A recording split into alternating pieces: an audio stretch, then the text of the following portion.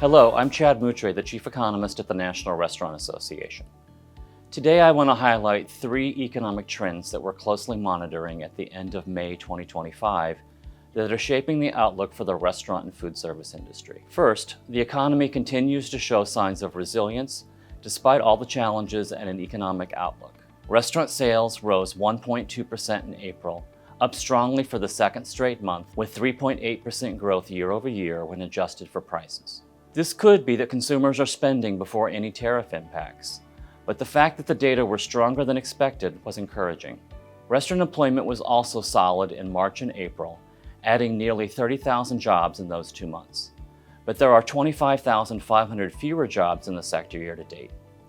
We would expect growth in the upcoming data for May, and the National Restaurant Association continues to predict 200,000 additional workers in 2025 overall. With that said, businesses and consumers are more cautious than we might prefer, our second trend. While same-store sales and traffic data in our tracking survey were slightly improved in the latest data, they remain weaker than desired. The economy and slower sales top the list of top challenges in that survey. Looking ahead, 23% of operators expect to have higher sales in the next 6 months, while 20% anticipate sales declining. The remaining 57% of operators expect sales to be flat. This should not be a surprise, particularly with consumer confidence falling in the post-pandemic lows in April. Even with a significant improvement in May, consumers remain anxious about future jobs and income. That could mean that consumers might pull back on spending if there's more uncertainty.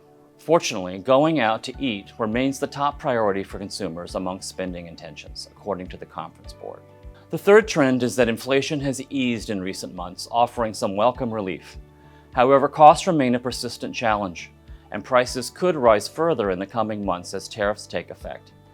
April's consumer and producer price data showed modest overall increases, reflecting a deceleration that many find encouraging. Still, this improvement is widely viewed as temporary, expectations that inflation pressures will build again. At the same time, menu prices have climbed for 3 consecutive months and are now up 31% compared to early 2020. Since the start of the pandemic, restaurant wages and overall wholesale food costs have increased roughly 35%. With additional tariffs on the horizon, operators are bracing for more cost pressures ahead. In conclusion, while the economic outlook remains uncertain, we still believe that there are reasons to take a glass-half-full view in our forecast. In my view, the economy has a strong underlying drive to expand, consistently demonstrating resilience. But for that momentum to continue, there needs to be fewer obstacles to growth.